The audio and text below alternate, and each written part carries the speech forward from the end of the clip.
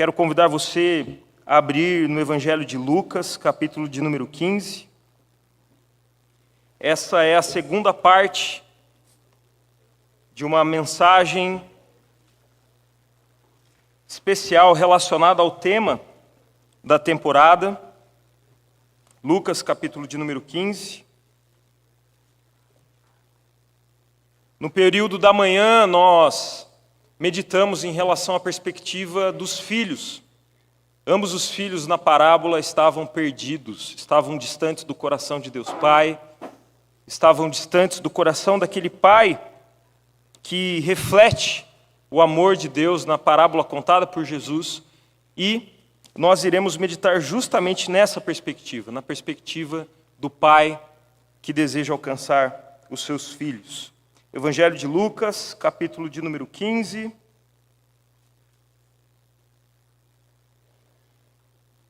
Diz assim a palavra do Senhor. Aproximavam-se de Jesus todos os publicanos e pecadores para o ouvir. Os fariseus e os escribas murmuravam, dizendo: Este recebe pecadores e come com eles. Então Jesus lhes contou esta parábola.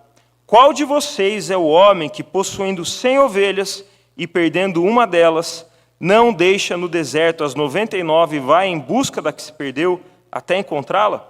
E quando a encontra, põe-na sobre os ombros, cheio de alegria, e indo para casa, reúne os amigos e os vizinhos, dizendo-lhes: Alegrem-se comigo, porque já achei a minha ovelha perdida. Digo a vocês que, assim, haverá mais alegria no céu por um pecador que se arrepende do que por 99 justos que não necessitam de arrependimento. Ou qual é a mulher que, tendo 10 dracmas, uma moeda da época, se perder uma delas, não acende a lamparina, varre a casa e a procura com muito empenho até encontrá-la? E quando a encontra, reúne as amigas e vizinhas, dizendo: Alegrem-se comigo, porque achei a dracma que eu tinha perdido. Eu afirmo a vocês que a mesma alegria existe diante dos anjos de Deus por um pecador que se arrepende. Jesus continuou: Certo homem tinha 2 filhos. O mais moço deles disse ao pai: Pai, quero que o Senhor me dê a parte dos bens que me cabe. E o pai repartiu os bens entre eles. Passados não muitos dias, o filho mais moço, ajuntando tudo que era seu, partiu para uma terra distante e lá desperdiçou todos os seus bens, vivendo de forma desenfreada. Depois de ter consumido tudo, sobreveio àquele país uma grande fome, e ele começou a passar necessidade. Então foi pedir trabalho a um dos cidadãos daquela terra, e este o mandou para os seus campos, a fim de cuidar dos porcos. Ali ele desejava alimentar-se das alfarrobas que os porcos comiam, mas ninguém lhe dava nada. Então, caindo em si, disse: Quantos trabalhadores de meu pai têm pão com fartura, e eu aqui estou morrendo de fome?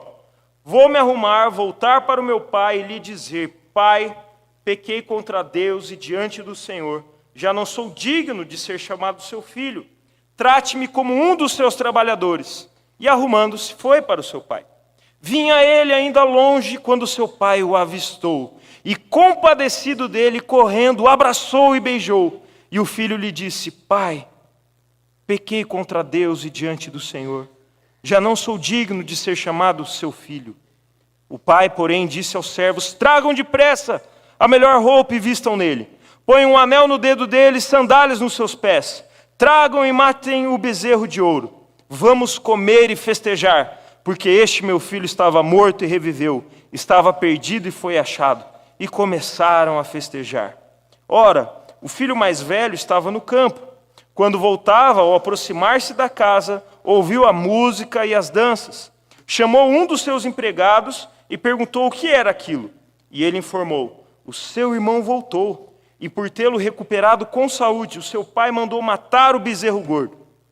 O filho mais velho se indignou e não queria entrar. Saindo, porém, o pai procurava convencê-lo a entrar, mas ele respondeu ao seu pai: Faz tantos anos que sirvo o Senhor e nunca transgredi um mandamento seu, mas o Senhor nunca me deu um cabrito sequer para fazer uma festa com os meus amigos. Mas quando veio esse seu filho, que sumiu com os bens do Senhor, gastando tudo com prostitutas, o Senhor mandou matar o bezerro gordo para ele. Então o pai respondeu: meu filho, você está sempre comigo, tudo que eu tenho é seu. Mas era preciso festejar e alegrar-se, porque este seu irmão estava morto e reviveu, estava perdido e foi achado. Amém. Querido Deus e Pai, fale conosco nessa noite, ó Deus, por meio da Tua palavra, que tem falado a vida desses adolescentes ao longo da temporada, que tem falado conosco ao longo dessa semana, no nosso tempo de devocional, de comunhão com o Senhor, e agora no privilégio que nós temos de nos reunirmos ao redor da Tua palavra como comunidade, como família da fé. Que o Teu Santo Espírito nos oriente em nome de Jesus. Amém e amém. Queridos, no culto da manhã, eu comecei a mensagem com uma pergunta muito pertinente. Será que é possível alguém não gostar de festa, de celebração? Seja um aniversário, seja um chá, revelação, um chá de bebê, seja bodas, seja casamento. E nós então meditamos o quanto os nossos dias parecem estar sendo esvaziados de algumas coisas que são muito importantes na palavra de Deus. Nós falamos sobre a incapacidade que nós temos de lamentar, porque o mundo em que nós vivemos deseja cada vez mais nos desumanizar, mas nós também nos lembramos a importância de nós festejarmos, de nós celebrarmos. E então nós vimos algumas festas dos anos 90, onde você tinha ali um animador de festa vestido de Mickey, ou de Cebolinha e Turma da Mônica, que parecia mais um serial killer do que um animador de festa. E hoje nós mal temos um bolo em cima da mesa. Nós temos ali uma decoração sutil, nós temos ali muitas roupas caras, presentes caros, mas as nossas festas, as nossas celebrações parecem estar ficando mirradas. E em meio a essa reflexão, nós percebemos que a palavra de Deus, ela nos aponta que se tem alguém que entende de festa, de celebração, esse alguém é o próprio Deus. Quando você olha para o Antigo Testamento, a transmissão da lei, Deus entregando a lei por intermédio de Moisés, o mediador da antiga aliança, o que nós temos ali? Festa, festivais, celebrações. Momentos em que os judeus, o povo de Israel, deveriam celebrar a salvação do Senhor. Deus Filho, Jesus Cristo, se faz carne, se faz gente, habita entre nós, e os evangelhos registram o primeiro milagre público dele, que acontece em um contexto muito especial. Você deve se lembrar, numa festa de casamento. Nas bodas de Caná, a água é transformada em vinho e nós temos ali um momento de alegria e de felicidade. Nós também meditamos no fato de que Jesus ele está aqui contando uma parábola para um público em especial. Haviam ali publicanos e pecadores, gente que era considerada escória naquela época pelos grandes religiosos ali, os fariseus, os mestres da lei.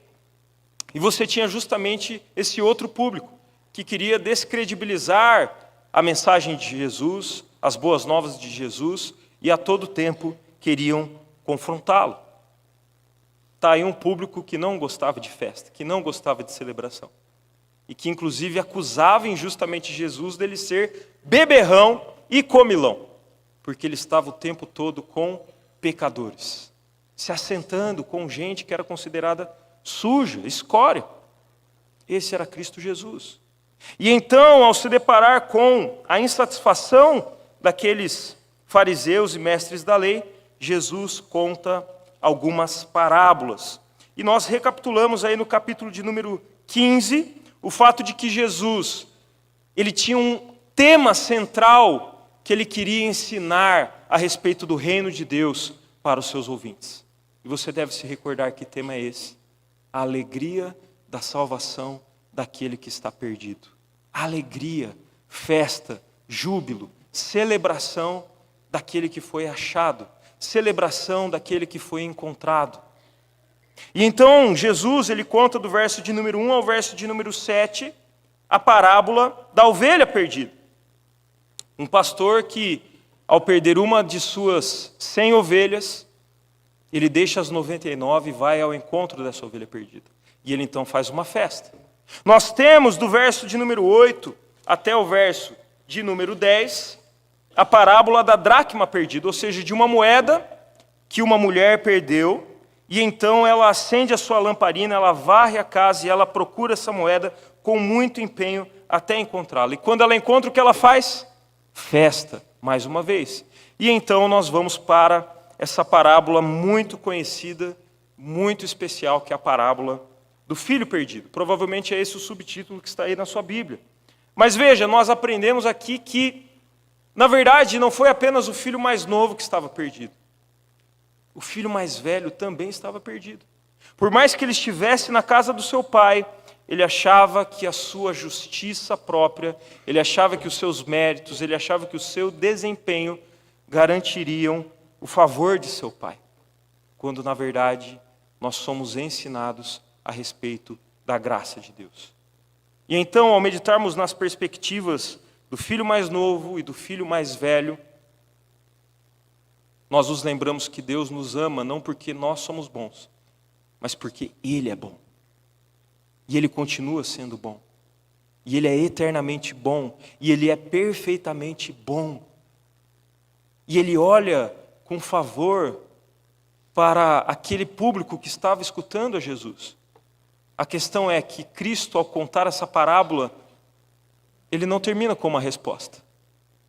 Ele quer que o seu público medite naquilo, Ele quer que o seu público saia da zona de conforto, Ele quer que o seu público seja confrontado com essa graça escandalosa, com essa graça extravagante, com essa graça maravilhosa.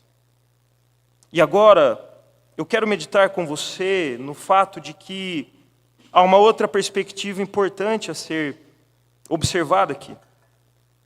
Porque essa alegria de quando o perdido é encontrado, de quando um pecador é salvo, e Jesus enfatiza isso em todas as parábolas aqui mencionadas, porque Ele diz que há festa no céu, Ele diz que há festa entre os anjos. Nós temos a perspectiva de Deus Pai. Se nós, pela manhã, meditamos no fato de que aquele filho mais novo, ele deve ter se emocionado ao ver o seu pai esperando, de braços abertos, pelo seu retorno. Se nós meditamos no fato de que o filho mais velho, ele tinha dificuldade em olhar para toda aquela cena, devido à sua omissão, o seu ressentimento e o seu egoísmo, nós precisamos falar sobre a atitude daquele pai que ama sem reservas.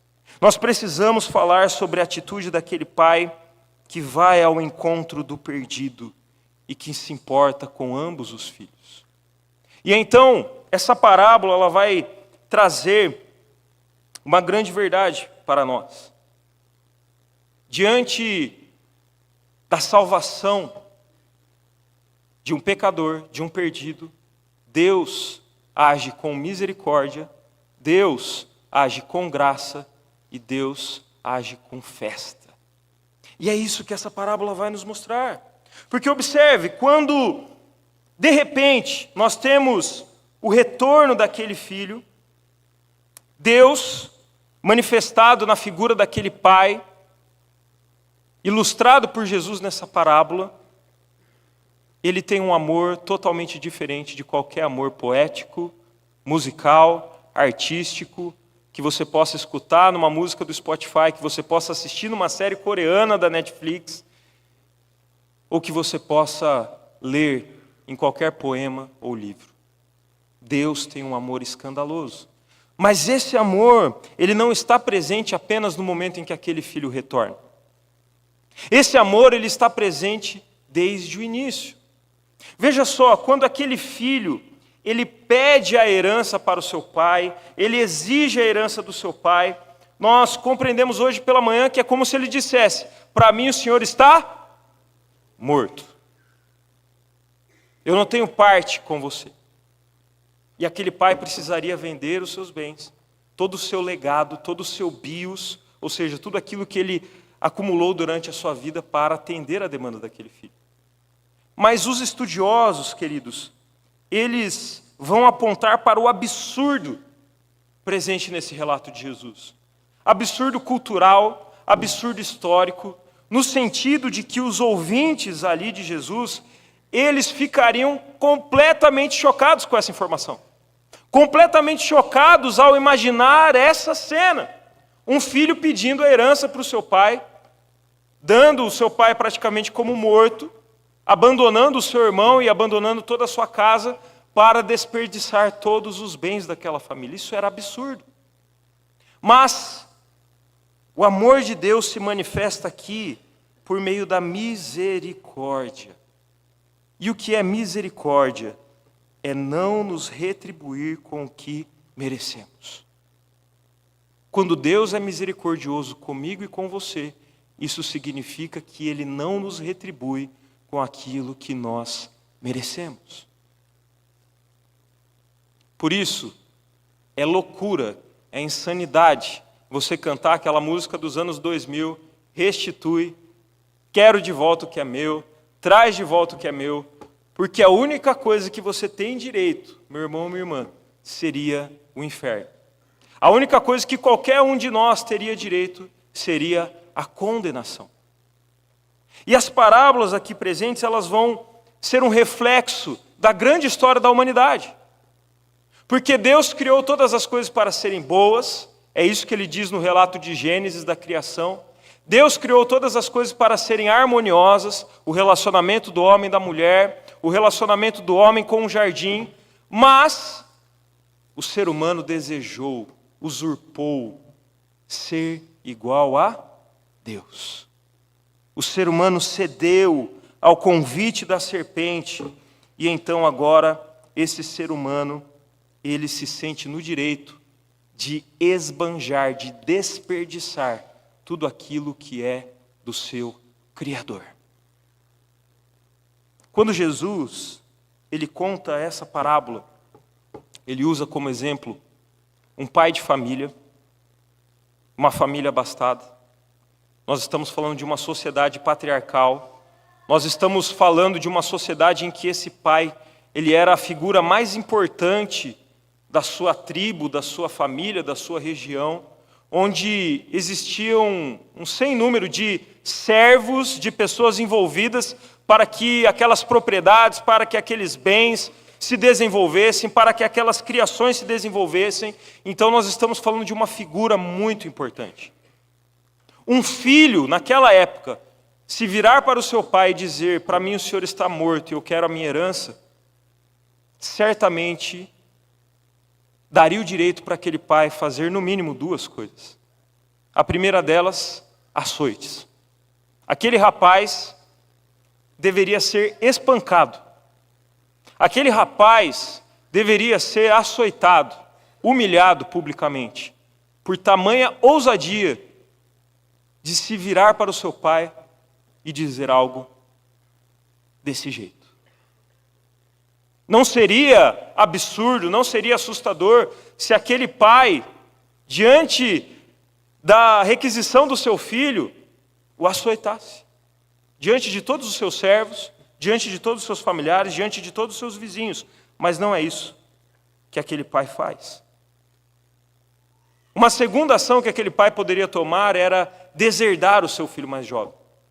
Ele poderia se voltar para aquele filho e dizer, olha, eu não tenho mais parte com você. Saia daqui, eu estou te expulsando daqui. E eu não quero mais ver você nem pintado de ouro. Aquele pai poderia muito bem deserdar o seu filho mais jovem e então dar toda a sua herança para o filho mais velho. Seria completamente normal naquela sociedade, naquele contexto, que isso acontecesse. Mas não é isso que aquele pai faz.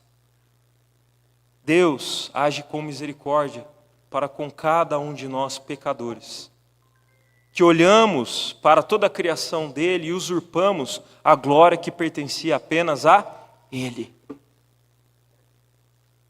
Certa vez, vendo uma entrevista do teólogo R.C. Sproul, junto de outros teólogos, uma pessoa, ela manda uma pergunta para esse querido pastor, já falecido, mas que tem obras muito, muito especiais.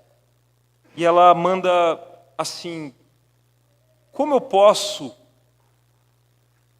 conciliar o amor de Deus, sendo Ele justo e muitas vezes se irando e punindo na Bíblia? Como é possível chegar nessa equação onde Deus é gracioso, é amoroso, mas Deus também é justo, irado?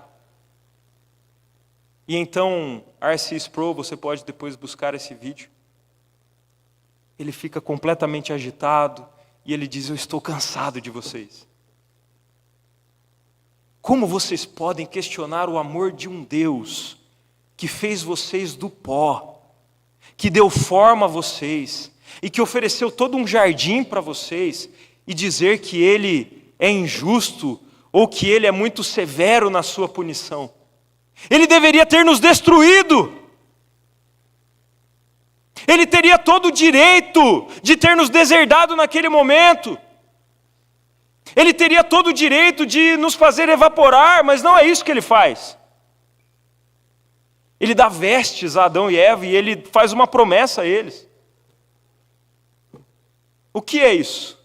Senão misericórdia.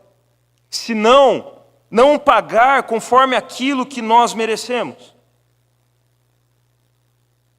E talvez um dos textos mais conhecidos sobre misericórdia na Bíblia seja justamente Lamentações 3, 22 a 23, que diz: as misericórdias do Senhor são a causa de não sermos consumidos, porque as suas misericórdias não têm fim, renovam-se a cada manhã. Você só está aqui, respirando esse ar, desfrutando desse ar-condicionado, desfrutando dessa iluminação, porque Deus te poupou nessa manhã.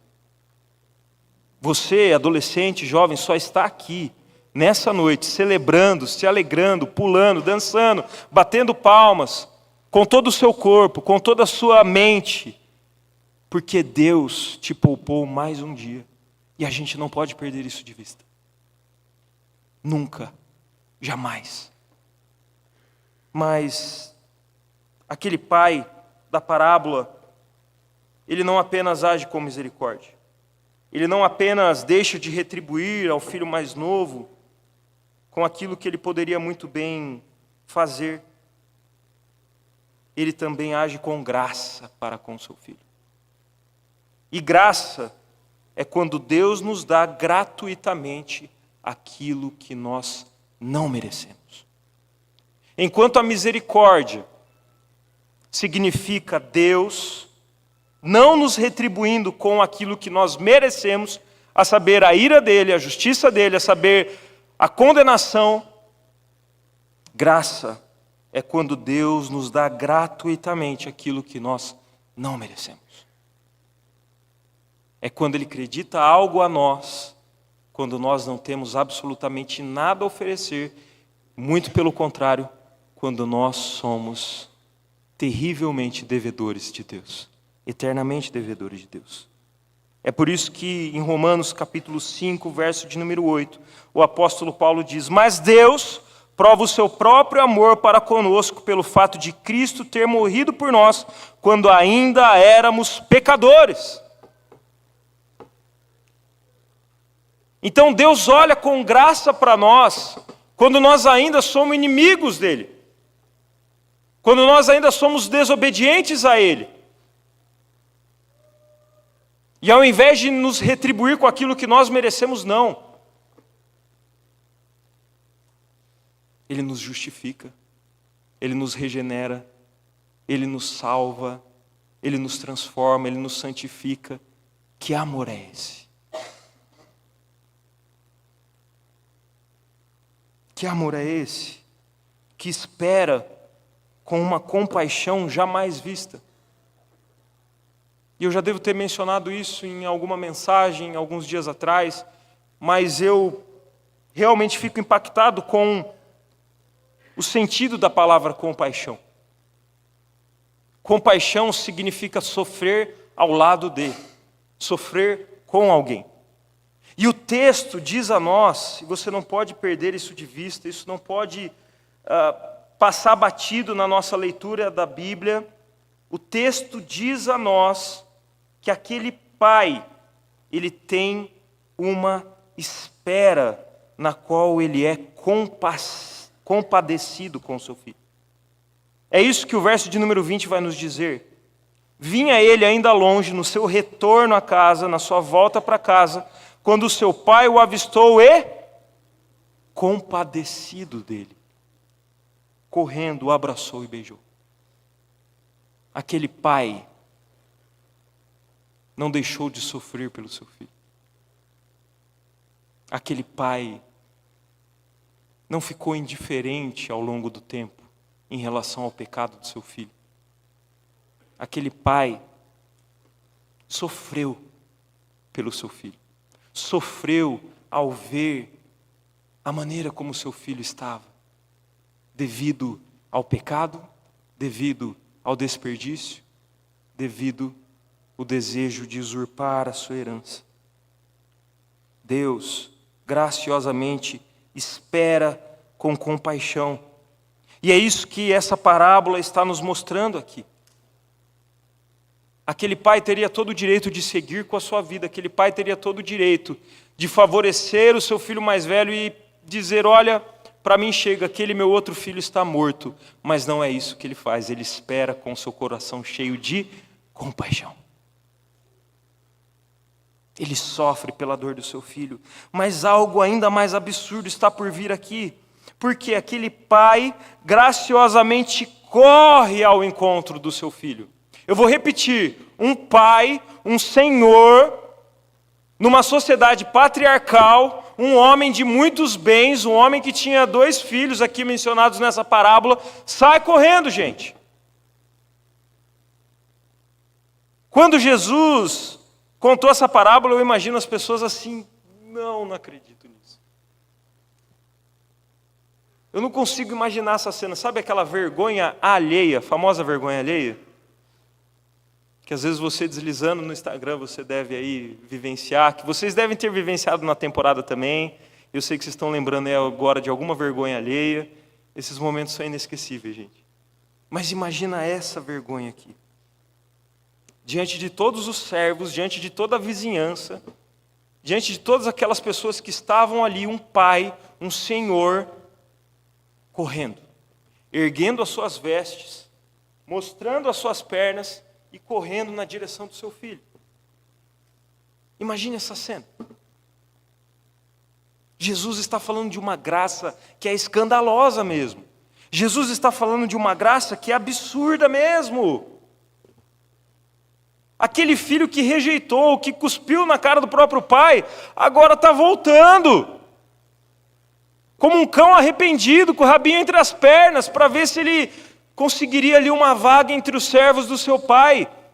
Mas o que aquele pai faz, gente? Ele corre em direção ao seu filho perdido. Não importa a vergonha que ele passasse ali. E então, ao correr na direção daquele filho, ele o abraça, ele o beija, e ele então acolhe aquele jovem.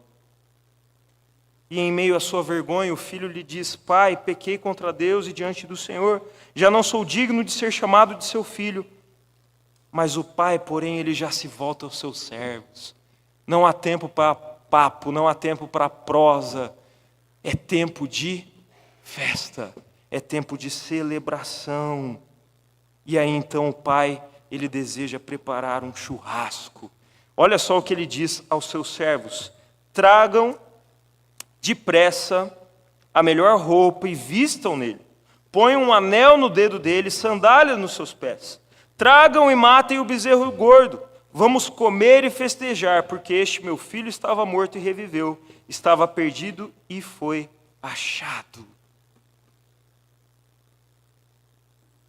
Isso aqui é incrível. Porque aquele pai, ele pega o melhor recurso que eles tinham na época, porque nós estamos falando aqui de um novilho. Os comentaristas bíblicos vão explicar que as pessoas da época de Jesus, elas não tinham carne em todas as refeições delas. Muitas vezes aquelas refeições eram feitas de pães, de bebidas, de azeite, mas a carne, ela era feita em celebrações muito especiais, em ocasiões muito especiais. E nós estamos falando de uma carne suculenta, nós estamos falando de uma carne muito, muito, muito gostosa, que era a carne daquele bezerro, um bezerro gordo. E aquele pai, então, ordena aos seus servos para que aquele bezerro seja preparado, porque o filho dele, que estava morto, que estava perdido, foi achado e reviveu. Olha o que a graça de Deus faz. A graça de Deus, ela nos dá dignidade, a graça de Deus nos dá liberdade, a graça de Deus nos dá autoridade. Porque enquanto aquela festa estava sendo preparada, aquele pai ainda, ele muda as vestes do seu filho. E isso tem um sentido bíblico muito forte. Em Salmos, depois você pode pesquisar isso com calma, você vai ver a oração do salmista dizendo: Senhor, muda as minhas vestes. Que essas vestes de pranto, que essas vestes de desespero, que elas fiquem para trás. Que essas vestes de luto deem lugar a vestes de festa. Deem lugar a vestes de celebração.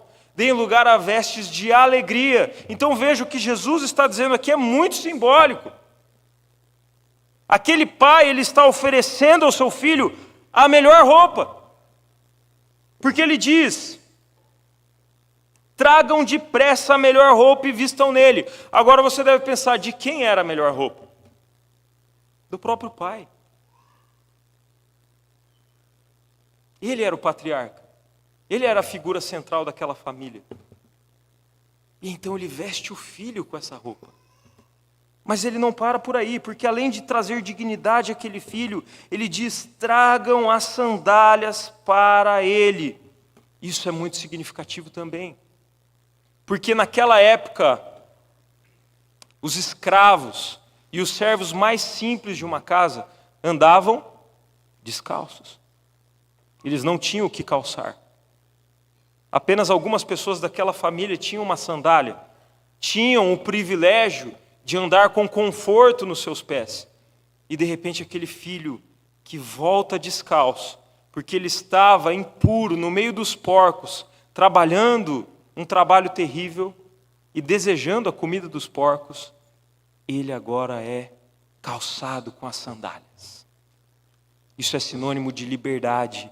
Isso é sinônimo de que aquele rapaz não seria mais escravo do seu pecado, não seria mais escravo da sua autocondenação, e que aquele pai tinha algo de especial preparado para ele. E por fim, ele também recebe um anel. E o anel, meu irmão, minha irmã, é sinônimo de autoridade. Olha como isso é absurdo.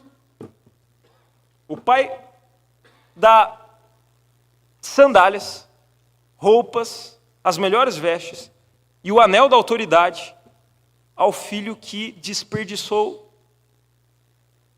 quase que 1/3 dos seus bens ali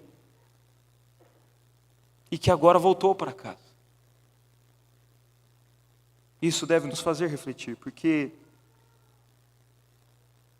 Jesus, ele nos torna herdeiros desse Deus que é capaz de nos dar dignidade, liberdade e autoridade. Jesus é aquele que diz que a nossa dignidade, ela não está no poder desse mundo, na potência desse mundo, mas que a verdadeira dignidade está em ser o último e servir aos outros. Jesus é aquele que diz que veio para trazer liberdade aos cativos, vista aos cegos. Jesus é aquele que veio libertar pessoas de sistemas, de ideias, de paixões opressoras. Jesus é aquele que veio dar autoridade para o seu povo. Não autoridade para matar os irmãos. Não autoridade para condenar, mas autoridade para pregar um evangelho que salva. Autoridade para pregar um evangelho que cura. Autoridade para ser luz em meio às trevas e sal no mundo de podridão. Por isso a graça de Deus, ela precisa nos levar a um lugar de festa, de celebração. E é isso que Jesus está nos ensinando aqui. Mas o que é mais assustador disso tudo é que diante daquele amor tão especial daquele Pai, diante dessa graça tão escandalosa, tão absurda, tão escancarada, o filho mais velho não quer festejar. O filho mais velho está preocupado com seus bens, o filho mais velho está ressentido com seu pai, o filho mais velho, ele fica de fora da festa. E hoje pela manhã nós meditamos um pouco nisso. Que cada um de nós tem tendências, tem ações, tem inclinações que muitas vezes vão nos apontar como filho mais novo. E o clamor que fica a você é: entregue-se ao Filho de Deus. Mas existem outros que estão ressentidos no seu relacionamento com Deus e que se acham merecedores das bênçãos de Deus e que não conseguem viver de maneira graciosa e livre, porque ao verem um pecador sendo vestido com as melhores vestes, ao verem um pecador sendo calçado com a melhor sandália, ao verem um pecador recebendo autoridade, se dói.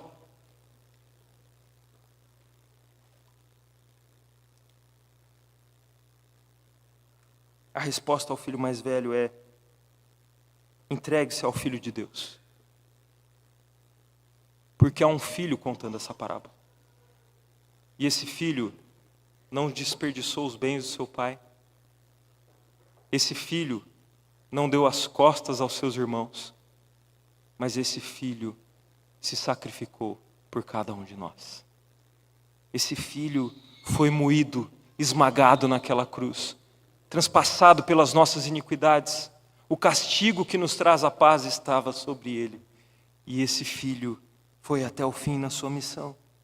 O Filho de Deus, meu irmão, minha irmã, não fica de fora da festa. O Filho de Deus é a própria festa que Deus está dando no nosso meio. Cristo Jesus é a nossa celebração. Cristo Jesus é a nossa união com Deus Pai. Cristo Jesus é o mediador perfeito entre nós e Deus, Criador dos céus e da terra. Cristo Jesus é a oferta agradável ao Senhor, que não permite que Deus execute toda a sua ira e toda a sua justiça sobre nós, porque Ele já executou isso naquela cruz, quando Jesus assumiu a nossa culpa e morreu por nós, para que agora nós recebamos vestes de louvor, para que agora nós recebamos sandálias de liberdade, para que agora nós recebamos autoridade nesse mundo,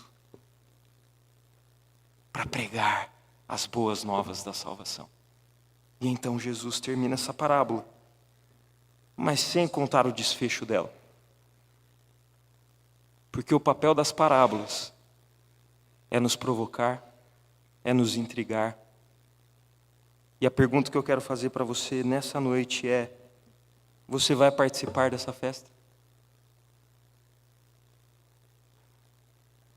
Você quer fazer parte dessa festa? Você quer fazer parte dessa celebração?